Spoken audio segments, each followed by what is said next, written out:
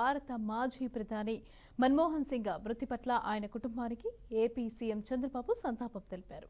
భారత మాజీ ప్రధాని పేరెన్ని కనగన్న ఆర్థికవేత్త మన్మోహన్ సింగ్ ఇక లేరని తెలిసి తీవ్ర విచారానికి గురయ్యాను. మేధావి రాజనీతిజ్ఞుడు అయిన మన్మోహన్ సింగ్ వినయానికి, విజ్ఞానానికి, సమగ్రతకు ప్రతిరూపం. కోట్లాది మంది ప్రజల జీవితాలను దారిద్ర్యం నుంచి బయటకు తీసుకొచ్చాడు. ఆయన మృతి దేశానికి తీరని లోటు అని చంద్రబాబు ట్వీట్ చేశారు. మాజీ ప్రధాని మన్మోహన్ సింగ్ ఢిల్లీ ఎయిమ్స్లో చికిత్స పొందుతూ కన్నుమూశారు. దేశానికి 2 సార్లు ప్రధానిగా ఆయన పనిచేశారు. ఇక మన్మోహన్ సింగ్ మృతి పట్ల సినీ, రాజకీయ ప్రముఖులు సంతాపం వ్యక్తం చేశారు. ప్రధాని మోదీ, కేంద్ర మంత్రి అమిత్ షా నివాళులర్పించారు. ఇక దేశంలో 7 రోజుల పాటు సంతాప దినాలుగా ప్రకటించారు. మన్మోహన్ సింగ్ అంత్యక్రియలు కేంద్ర ప్రభుత్వం అధికారిక లాంఛనాలతో శనివారం నిర్వహించబడుతోంది. ఇక కాంగ్రెస్ పార్టీ 7 రోజుల పాటు అన్ని కార్యక్రమాలను రద్దు చేసింది.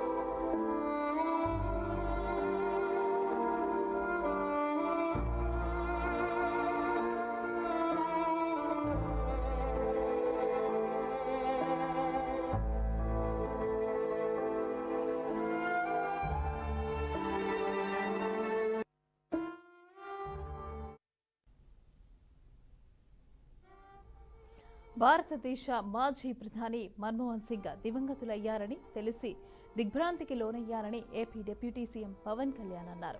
వారి ఆత్మకు శాంతి చేకూరాలని భగవంతుణ్ణి ప్రార్థిస్తున్నారని ఆయన ట్వీట్ చేశారు.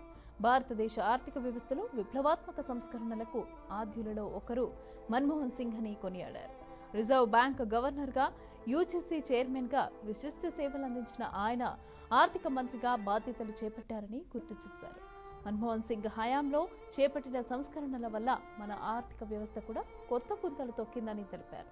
ఆయన అందించిన సేవలు చిరస్మరణీయమైనవని అన్నారు.